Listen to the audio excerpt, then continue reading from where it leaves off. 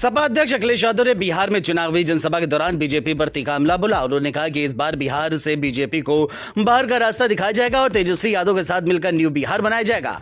अखिलेश ने कहा बिहार का पैसा यहीं के लोगों की तरक्की और खुशहाली में खर्च होगा, बाहर नहीं जाएगा। सिवान में उन्होंने कहा कि अब समय है भ्रष्टाचार रोकने और युवाओं को रोजगार देने का। समाजवादियों ने अवध जीता है, अब बिहार की बारी है। छपरा में अखिलेश यादव की एंट्री ने सियासत में तूफान ला दिया है। मंच से अखिलेश ने बीजेपी पर तीखा हमला बोला और कहा कि अब की बार बिहार से बीजेपी का पलायन तय है। अखिलेश ने तेजस्वी यादव को बिहार का भविष्य बताया और खेसारी लाल यादव के लिए वोट मांगा। उन्होंने कहा कि जब खेसारी जीतेंगे तब तेजस्वी मुख्यमंत्री बनेंगे। झांसी के मऊरानीपुर में किसानों का सब्र टूट गया है। डीएपी खाद की किल्लत से परेशान किसानों ने प्रशासन पर कालाबाजारी और भेदभाव के आरोप लगाए हैं। किसानों का कहना है कि वे 3-3 महीने से लाइन में लगते हैं, लेकिन उनका नंबर आने से पहले ही खाद खत्म हो जाती है। प्रशासन का दावा है कि पर्याप्त खाद मौजूद है, लेकिन किसानों की परेशानी ने जांच पर सवाल खड़े कर दिए। 5 महीना के पेट्रोल साहब खाद मिला नहीं रहा, पूरे आदमी लेन में से भगा देते।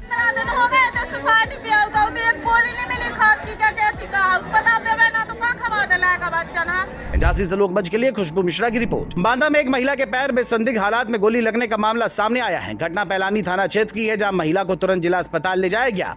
बाद में उसे Rani Durgavati medical college refer किया गया। पुलिस के अनुसार महिला अपने पति से अलग रह रही थी और देर रात ये घटना हुई।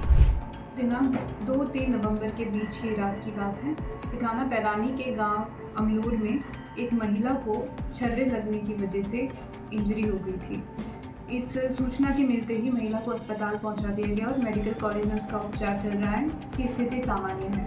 इस मामले की जांच और साक्ष्य संकलन की कार्रवाई की जा रही है। अभी तहरीर प्राप्त नहीं हुई है। अब तक की जांच में ये सामने आया है कि जब महिला को छर्रे लगे थे तो सभी परिवारीजन घर पर ही मौजूद थे।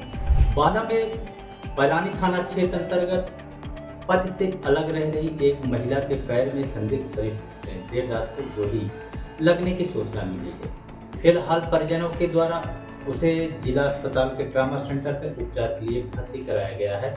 इसके बाद प्राथमिक उपचार के बाद उसको रानी दुर्गावती मेडिकल कॉलेज बांदा उपचार के लिए भेजा गया है। अमरोला के गजरौला में तिगरी गंगा धाम मेले को लेकर नया विवाद खड़ा हो गया है। नौगांव सादात के विधायक समरपाल सिंह को मेले के शुभारंभ कार्यक्रम में निमंत्रण नहीं दिया गया, जिसके बाद उन्होंने अगले दिन अपने खर्च पर सैकड़ों समर्थकों के साथ गंगा तट पहुंचकर यज्ञ और गंगा मैया की आरती की। विधायक ने कहा कि उन्हें जानबूझकर आमंत्रित नहीं किया गया और मेले की व्यवस्था पर सवाल उठाए। उन्होंने बताया कि अधिकारियों के टेंट में सभी सुविधाएं हैं, जबकि उनके टेंट में बुनियादी सुविधाएं भी नहीं दी गई हैं। इस घटना के बाद क्षेत्र में चर्चा तेज है। अमरोहा से लोकमंच के लिए इकबाल अंसारी की रिपोर्ट। कासगंज में पुलिस ने मुर्गों की लड़ाई पर सट्टा लगाने वाले 20 लोगों को गिरफ्तार किया है। सोरो कोतवाली क्षेत्र के गांव चंदवा के एक जंगल में गंगा कटरी के पास ये सभी लोग मुर्गों को लड़ाकर हार जीत की बाजी लगा रहे थे। पुलिस ने मौके से 9 मुर्गे, 11 बाइक और करीब 9,700 रुपए नकद बरामद किए हैं। गिरफ्तार किए गए आरोपी कासगंज, बदायूं और फर्रुखाबाद जिलों के रहने वाले हैं। पुलिस ने सभी के खिलाफ संबंधित धाराओं में मामला दर्ज कर कार्रवाई शुरू कर दी है। कासगंज से लोकमंच के लिए जुम्मन कुरैशी की रिपोर्ट। बिजनौर में एक जंगली हाथी ने किसानों में अफरा तफरी मचा दी। बड़ापुर क्षेत्र के गांव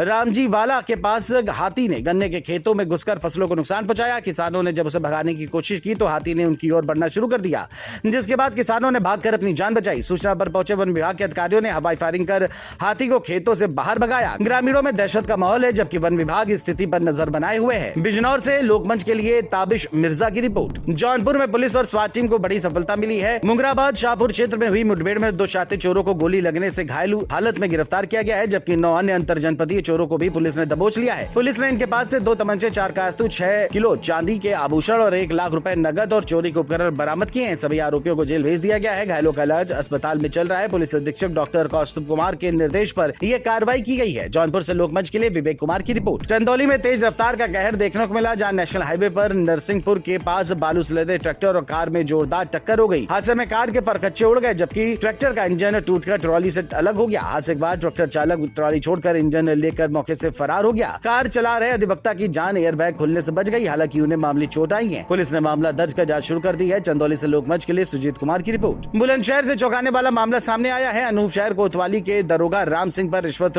मांगने का आरोप लगा है। एक वायरल ऑडियो में दरोगा कोर्ट में 156/3 की रिपोर्ट फेवर में भेजने के लिए 1 लाख रुपए और हत्या का मुकदमा दर्ज करने के लिए 5 लाख रुपए मांगता सुनाई दे रहा है। पीड़ित आरिफ ने एसएसपी से शिकायत की है। आरिफ के भाई नसीम का शव पेड़ से लटका मिला था, जिस पर आरिफ ने 3 लोगों पर हत्या का आरोप लगाया था। मामला अब जांच के घेरे में है और जिले में हड़कंप मचा हुआ है।